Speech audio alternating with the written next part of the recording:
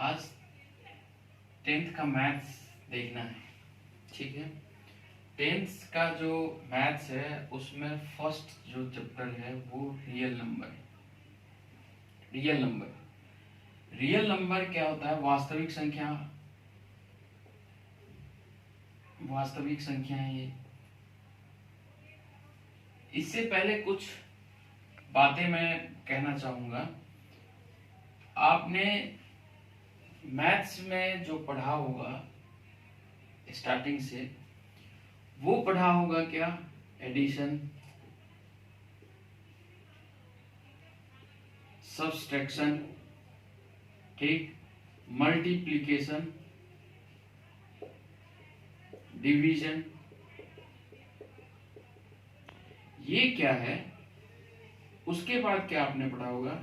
HCF, LCM। ये क्या है कि एक सीक्वेंस है, एक सिस्टम है।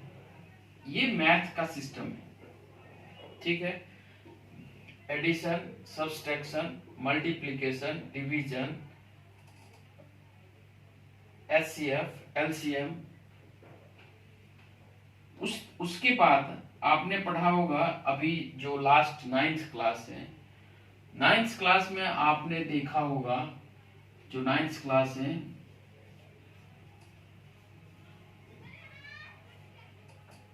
उसमें देखा होगा, आपने पढ़ा होगा 9th क्लास में नेचुरल नंबर,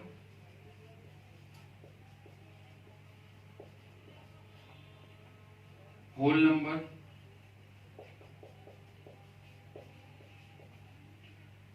इंटीजर्स। उसके बाद पढ़ा होगा आपने पढ़ा होगा रेशनल नंबर,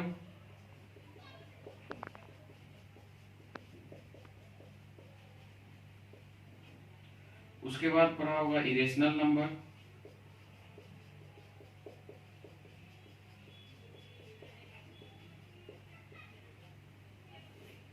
है ना। तो ये सारे क्या हैं? ये सारे नंबर सिस्टम है, सारे नंबर सिस्टम है। तो ये जो आपने बाद में इसमें पढ़ा होगा, आप रियल नंबर पढ़ा होगा।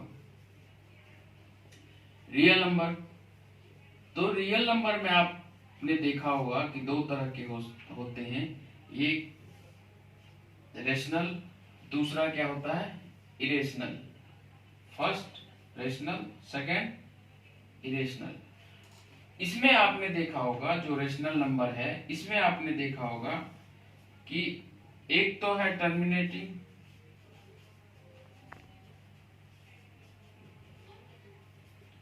दूसरा आपने देखा होगा नॉन टर्मिनेटिंग,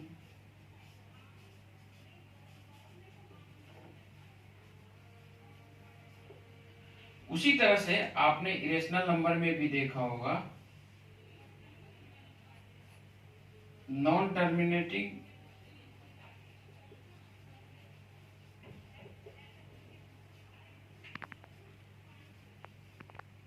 नॉन रिपीटिंग।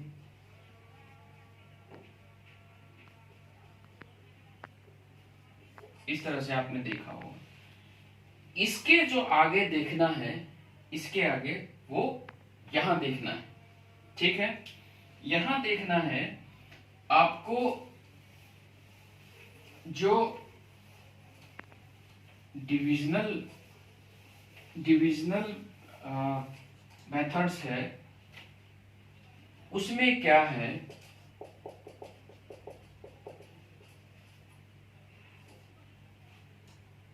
उसमें है जैसे आप फिर से एडिशन,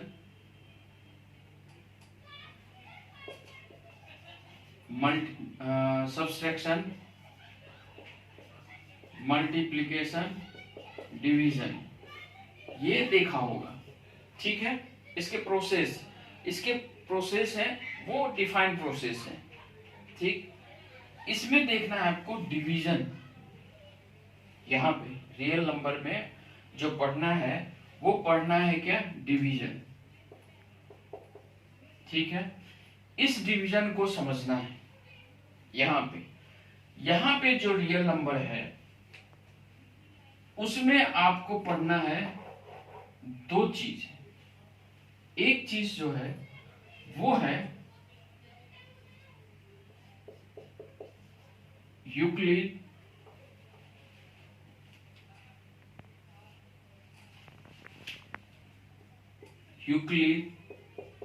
डिवीजन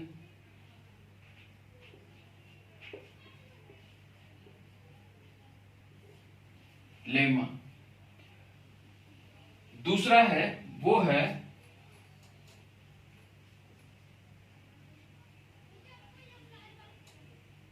डिवीजन एल्गोरिदम। ये देखना है, ये दो चीज देखने हैं आपको जो 10th क्लास में देखना है। ठीक है, इसको देखने से पहले एक जो डिवीजन का जो आपने अभी तक देखा होगा, जो नॉर्मल डिवीजन मेथड है, सिंपल डिवीजन मेथड है, उसके बारे में कुछ चर्चा करता हूं। ठीक है ना, वो क्या है, वो हम कैसे निकालते थे पहले, उसको देखना है। उसको देखने के लिए सबसे पहले आप मान लो कि एक नंबर है 2 और एक है 4। आपने जो यहाँ पे नंबर लिखा है उसके बारे में मैं एक बार चर्चा कर देता हूं। मान लो कि यहाँ पे कोई नंबर A है, यहाँ B है, यहाँ Q है और यहाँ R है। ठीक है, इसको क्या कहते हैं, इसको कहते हैं डिवीजन।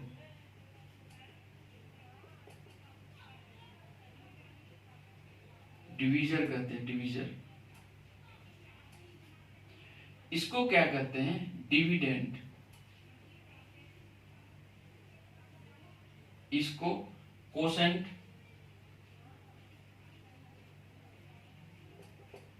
इसको रिमाइंडर।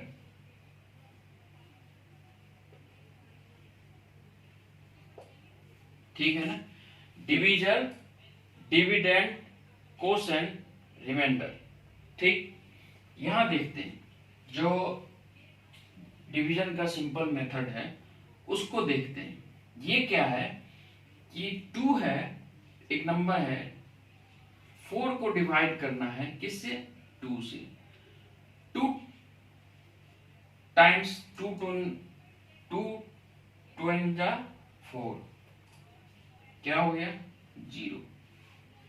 ठीक है, यहां पे क्या है, ये डिवीजर है, डिविडेंट है, कोसेंट है, रिमाइंडर है। ठीक, दूसरा लेते हैं, ये 4 है, नेक्स्ट 5 2 टाइम्स ये 4, ये क्या, 1। ठीक है,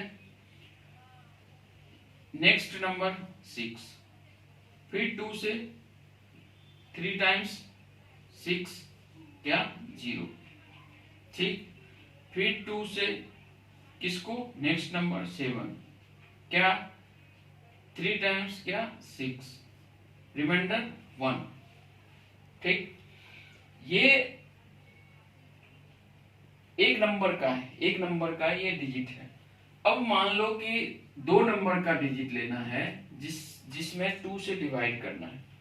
2 नंबर का डिजिट कुछ भी ले लेते हैं, 72 ले लेते हैं।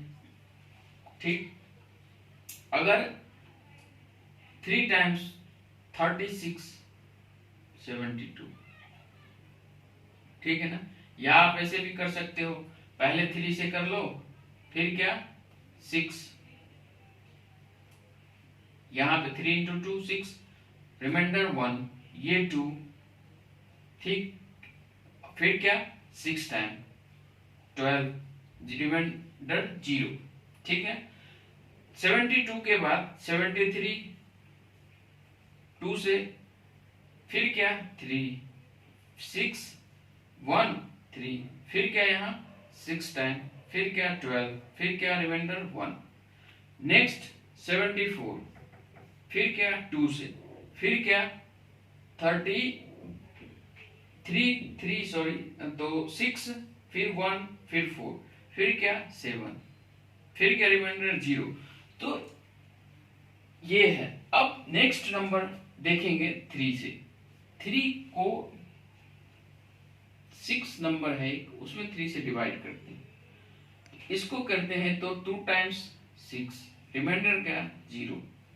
3 से 7 में फिर क्या 2 टाइम्स, फिर क्या 6, फिर क्या रिमाइंडर 1।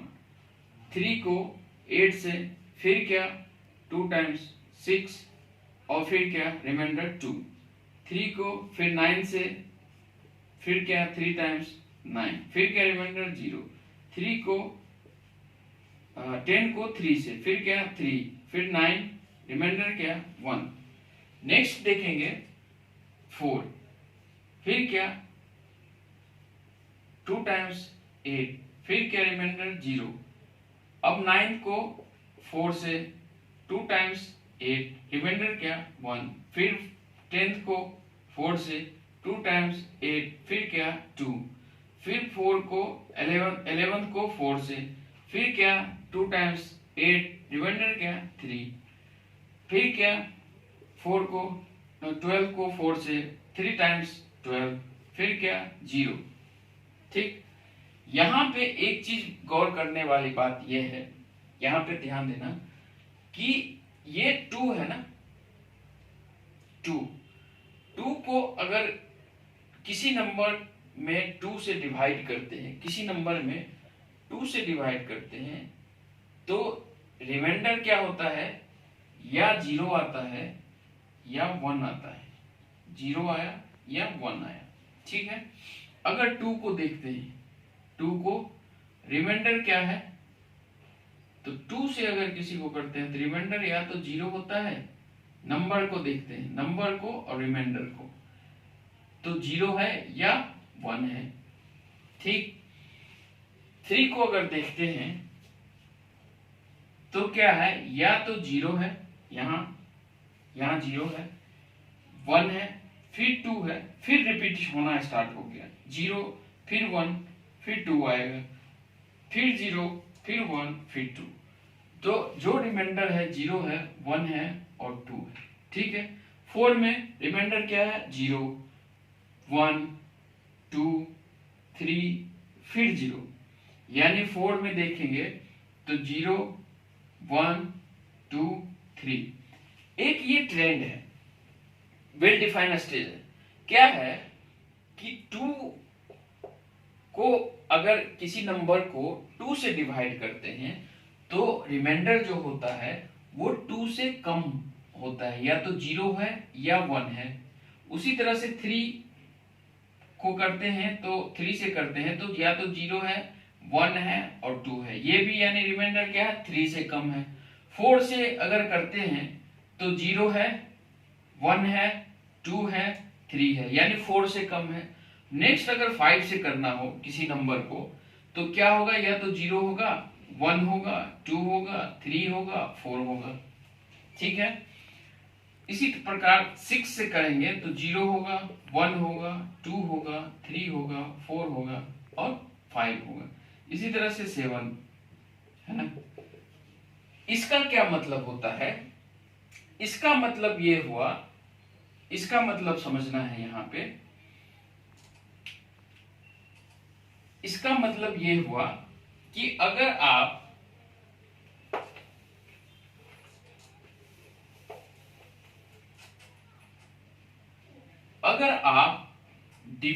डिवीजर, ठीक है, को कोसेंट से मल्टीप्लाई करेंगे, क्या, डिवीजर को मान लो ए बी मान लिया है, कोसेंट क्यू मान लिया है, तो बी इंटू कोसेंट और प्लस क्या, रिमाइंडर, तो जो होगा वो डिविडेंड होगा, और डिविडेंड को हमने ए माना है, ठीक है। यहां पे फिर से समझाता हूं, डिवीजर डिविडेंड, कोसेंट, रिमाइंडर। ठीक, यानी डिवीजन को कोसेंट से मल्टीप्लाई करेंगे और प्लस रिमाइंडर को प्लस रिमाइंडर करेंगे तो मेरा डिविडेंड निकल आएगा। कैसे? बी, इसको बी मान लिया, इसको ए मान लिया, इसको क्यू मान लिया, इसको आर मान लिया। ठीक, तो बी को क्यू से मल्टीप्लाई अगर करते हैं और रिमाइंडर आर को जोड़ते हैं तो मेरा क्या हो जाता है, आएगा ए। ठीक है, यहां पे जो निकल के आया इस ट्रेंड से, उसको समझने के लिए आपको ये एक बात समझ में आई होगी कि अगर b को मल्टीप्लाई कर दें q से और प्लस रिमाइंडर कर दें तो मेरा a आ जाएगा। ठीक, यानी इसको इस रूप में भी लिख सकते हैं कि a equal to b multiple q plus r, ये निकल आएगा। ठीक है ना। हेयर r क्या होगा, ग्रेटर देन इक्वल टू क्या हो गया, 0।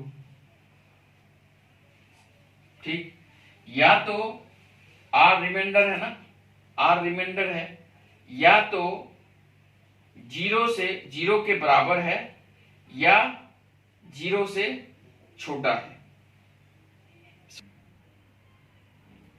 0 क्या है, या तो r के बराबर है, r के बराबर है या छोटा है। क्या मतलब, जो r का वैल्यू है ना, रिमाइंडर का वैल्यू है, या तो 0 है या 0 से बड़ा है। r की वैल्यू या तो 0 है या 0 से बड़ा है। ठीक है ना, r की वैल्यू या तो 0 है या ग्रेटर देन 0 है। ठीक, वहां भी 0 है r की वैल्यू या ग्रेटर देन 0 है। और जो r है ना, जो r है वो मुझको क्या बता रहा है, जो r की वैल्यू है ना, ये r, वो जो ये नंबर है ना, ये मेरा नंबर है, इससे लेस देन है ना। तो जो ये होगा r की वैल्यू, वो हमेशा लेस देन किससे होगा, तो b से। फिर से समझाता हूं, a की वैल्यू, a हमने क्या माना, डिविडेंड, a हमने क्या माना, a डिविडेंड। डिविडेंड क्या होता है, b यानी डिवीजन और कोसेंट मल्टीपल, इसको इससे मल्टीप्लाई करेंगे और प्लस में रिमाइंडर करेंगे तो हमारा क्या आ जाएगा, डिविडेंड। ठीक, ये आ जाएगा। उसके बाद जो देखने को मिला ट्रेंड, वो ये मिला कि जो r है ना, रिमाइंडर, r जो रिमाइंडर है, वो या तो 0 के बराबर है या ग्रेटर देन है 0 से, है या तो 0 के बराबर है, देख लो यहाँ 0 है, या 0 से बड़ा है, यहाँ 0 है फिर 0 से बड़ा है, यहाँ 0 है 0 से बड़ा है फिर 0 है। उसी तरह से ये पता मुझको चल गया कि या तो 0 है या 0 से बड़ा है, ग्रेटर देन। और b जो है, b की वैल्यू, ये है ना b, ये b मान लो, तो b की वैल्यू है ना, ये जो है उससे हमेशा कम होता है क्या, r की वैल्यू। यानी कहां तक, 5 तक ही, 6 को देखा तो 5 तक, 5 को देखा तो 4 तक, 4 को देखा तो 3 तक, 2 को देखा तो 3 को देखा 2 तक, 2 को देखा तो 1 तक, इस तरह से चल रहा है। एक बात ये समझ में आ गई, ठीक है ना। अब जो बातें यूक्लिड डिवीजन लेमा में है और यूक्लिड डिवीजन एल्गोरिदम में है, उसकी बात करता हूं मैं, ठीक है। इस पे देखना है, जो एल्गोरिदम और लेमा में है क्या डिफरेंट है वो समझना है सबसे पहले। एल्गोरिदम और लेमा में डिफरेंट क्या है? कह रहा है कि ये कह रहा है कि N algorithm is a series of well defined steps which gives a procedure for solving a type of problem।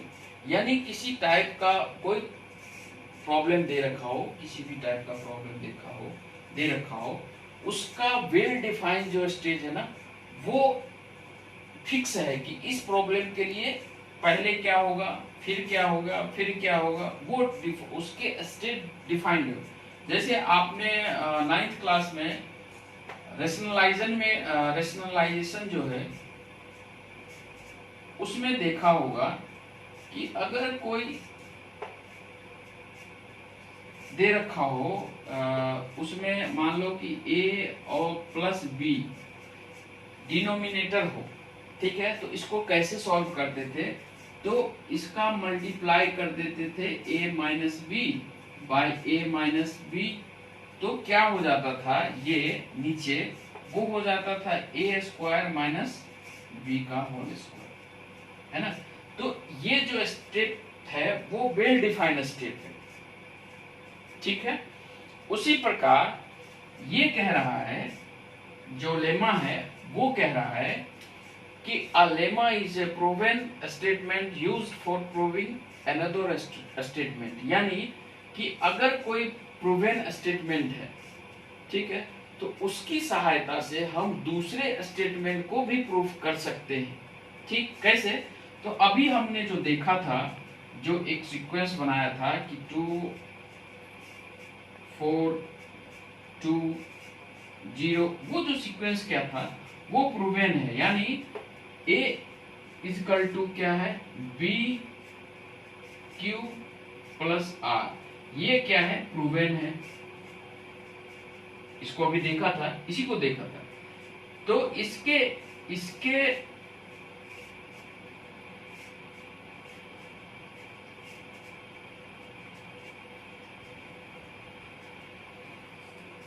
जो प्रूवन स्टेटमेंट यानी जो ये है, इसको लेके हम दूसरे स्टेटमेंट को भी प्रूफ कर सकते हैं, ठीक है। यानी ये एक प्रूफ स्टेटमेंट है, इसको देख के हम दूसरे स्टेटमेंट को भी प्रूफ कर सकते हैं, ये लेमा बताता है। और ये बताता है कि अगर कोई प्रॉब्लम है तो उसके जो स्टेप होते हैं वो वेल डिफाइंड होते हैं। यानी फर्स्ट क्या, सेकेंड क्या, वो स्टेप बाय स्टेप उसको करना है और स्टेप उसके फिक्स होते हैं। ये बात कर रहे। इस चैप्टर का जो फर्स्ट थ्योरम है, रियल नंबर जो फर्स्ट चैप्टर है, इसका फर्स्ट थ्योरम है, उसको अभी देखना है, ठीक है। जो थ्योरम है आपके बुक का फर्स्ट थ्योरम है, यूक्लिड डिवीजन लेमा थ्योरम। इसमें ये आप देखो, given positive integers a and b, there exist unique integers q and r satisfying a equal to b q plus r 0 greater than equal to क्या, r और r less than b, ठीक है। इसका मतलब आप ये समझना, पॉजिटिव इंटीजर्स ना कि निगेटिव इंटीजर्स।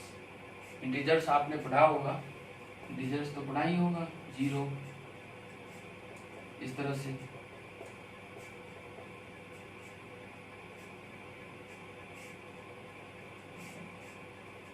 है ना। तो पॉजिटिव इंटीजर्स क्या है, यूनिक इंटीजर्स क्या, क्यू आर सेटिस्फाइंग किसको, इसको। उसी तरह से आपको देखना है, इसमें जो मेनली देखना है, यूक्लिड डिवीजन एल्गोरिदम, ये मैंने बताया था फर्स्ट में कि इसके वेल डिफाइंड, कोई प्रॉब्लम है उसका वेल डिफाइंड स्टेज होता है, ठीक है। तो इसमें आप देखना, to obtain HCF of two positive integers a and b, here a greater than b, यानी a हमेशा लार्ज होगा किससे? बी से। जैसे यहाँ पे 2 मान लो 5, तो 2 2 जा 4, क्या 1, तो 2 को 2 से मल्टीप्लाई करने पे क्या 4 और रिमाइंडर क्या 1। तो आप यहाँ इसको हमने क्या माना था A, इसको क्या माना B, इसको क्या माना Q, इसको क्या माना R, यानी डिवीजन, डिविडेंड, कोसेंट, रिमाइंडर। यही बात यहाँ कही गई है। आप यहाँ पे देख लो, यहाँ देख लो, वही बात कही गई है। इसमें क्या है, यूक्लिड डिवीजन एल्गोरिथम में to obtain HCF of two positive integers a and b here क्या है, a ग्रेटर देन b, यानी a हमेशा बड़ा होगा। a है ना, ये हमेशा बड़ा होगा किससे? b से। इतनी बात समझ में आई? a हमेशा बड़ा होगा b से। स्टेप, जैसे कि एल्गोरिदम जो होता है यूक्लिड डिवीजन एल्गोरिदम में स्टेप क्या होते हैं? डिफाइन, वेल डिफाइन है। तो step first, step second, step third को समझना है। स्टेप जो फर्स्ट है कह रहा है कि apply Euclid division lemma to a and b, यानी HCF को निकालने के लिए 2 पॉजिटिव इंटीजर्स हैं a एंड b, उसका जो है मुझको HCF निकालना है। उसके लिए कौन से स्टेप फर्स्ट हैं? तो जो डिवीजन मेथड है जो फर्स्ट हमने करा है उसको देखना है, फर्स्ट स्टेप, ठीक है। सेकेंड जो स्टेप है उसमें क्या है कि अगर r की वैल्यू अगर 0 आ जाए तो a is the b is the HCF of a and b।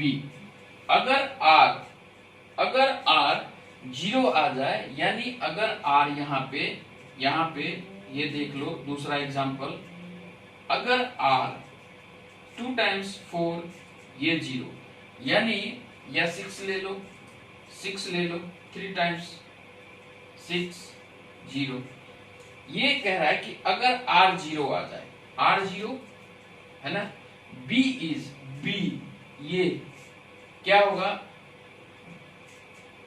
इसका HCF है, यानी 2 number A and B, A यहाँ B यहाँ, तो A और B ये 2 नंबर हैं। इसका जो HCF होगा वो क्या होगा, B होगा, यानी ये होगा। ये समझने के लिए बता रहा हूं, अभी एग्जांपल में पता चल जाएगा। अगर R नॉट इक्वल टू 0, यानी R की वैल्यू यहाँ अगर 0 ना होता तो क्या होता, apply division lemma to B and R। अब क्या है कि B ये है और R ये है, तो अब इस दोनों को अप्लाई करना था, इसको छोड़ देना है, ठीक है।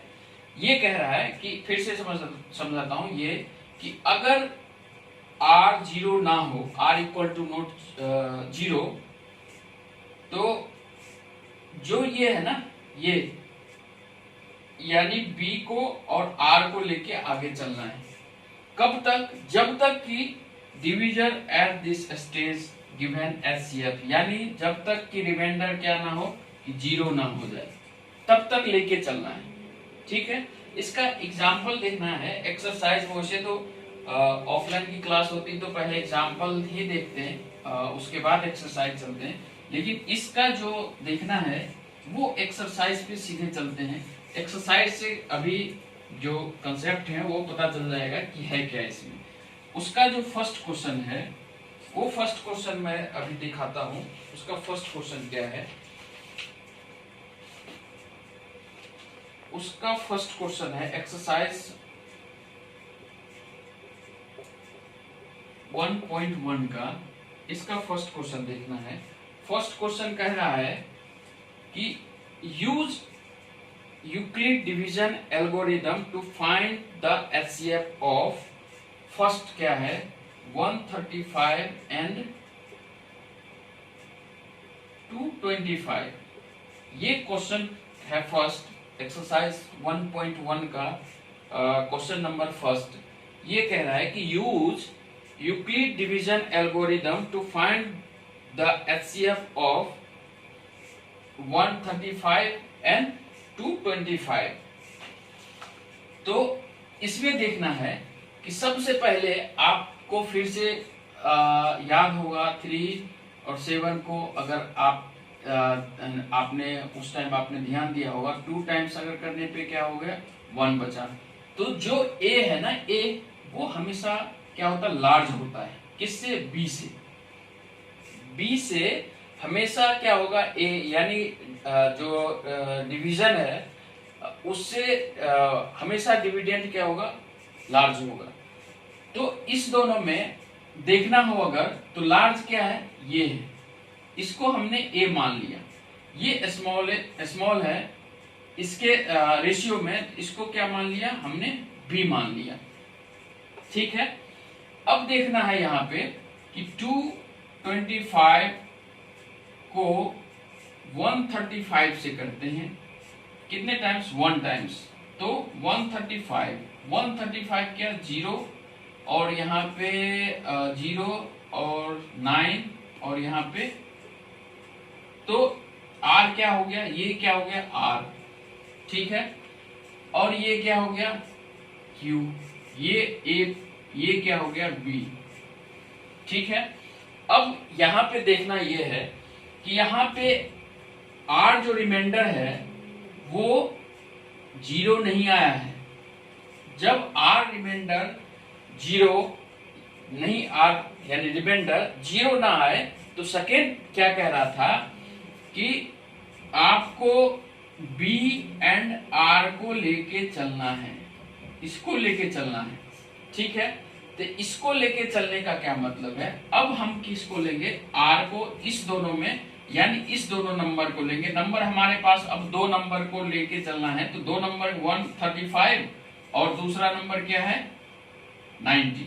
ये कहां से, ये स्टेप जो सेकेंड स्टेप था, फर्स्ट स्टेप तो ये हो गया, सेकेंड स्टेप था फर्स्ट स्टेप तो ए बी को लेके चलना है वो पता चल गया। सेकेंड स्टेप में था एक तो क्या हो कि जो आर हो वो 0 हो और r 0 ना हो। ठीक है ना, तो r 0 जब ना हो तो लेके चलना है क्या r को और b को। ये बात कही गई है आपके स्टेज जो है सेकेंड स्टेज, उसमें ये बात कही गई। तो जो अब आपके पास बचे हैं वो क्या है 135 और 90, 135 और 90 बचे हैं। अब इसको देखना है, इसमें लार्ज नंबर कौन सा है, लार्ज नंबर क्या है 135। तो ये लार्ज नंबर क्या हो जाएगा, यहाँ पे देखना है जो लार्ज नंबर है वो डिविडेंट है, तो डिविडेंट क्या हो गया 135। ठीक है ना, अब b ये a हो गया, ये हो गया b, b अब यहाँ आ जाएगा, b यहाँ है तो डिविजर, b डिविजर डिविडेंड। अब कितने टाइम्स 1 टाइम्स, तो यहाँ पे होगा 90 और यहाँ पे क्या रिमाइंडर आएगा 5 और 4। ठीक है, ये अब यहाँ पे फिर से देखना है कि ये यहाँ 0 आया नहीं, r की वैल्यू क्या है 0 नहीं है, यहाँ r की वैल्यू 0 नहीं है। तो फिर से क्या करना है, फिर से इस दोनों को लेके चलना है, कब तक, जब तक कि r की वैल्यू 0 ना आ जाए तब तक ये स्टेप करते रहना है। तो नेक्स्ट जो करना है वो अब क्या करना है कि 90 और 45, 90 एंड 45 ये 2 नंबर हैं। अब इसमें देखना है कि लार्ज कौन नंबर 90, तो 90 को a मानना है डिविडेंड और b किसको मानना है डिविजन 45, तो 2 टाइम्स 90 ये क्या हो गया 0, तो r की वैल्यू क्या हो गई 0। ये अब कंप्लीट हो गया। तो अब उसमें कह रहा है कि एचसीएफ निकालना हो, यानी जो जिससे लास्ट में ये ऐसा नंबर जो इसको डिवाइड कर दे, ठीक है ना, वो क्या होगा उसका एचसीएफ होगा, यानी इस दोनों नंबर का HCF क्या हो गया, इस दोनों ऐसे लिख सकते हैं HCF 135 और 225 इज 45, ये इसका HCF हो गया। ठीक है, ये अब सेकेंड क्वेश्चन, इसमें सेकेंड जो क्वेश्चन है और थर्ड जो क्वेश्चन है वो आप लोग को करना है खुद से। मैं नेक्स्ट क्लास में फिर से बताऊंगा सेकेंड और थर्ड, बाकी के जो क्वेश्चन है एक्सरसाइज 1.1 का वो करवाऊंगा। ठीक है, ऑल द बेस्ट।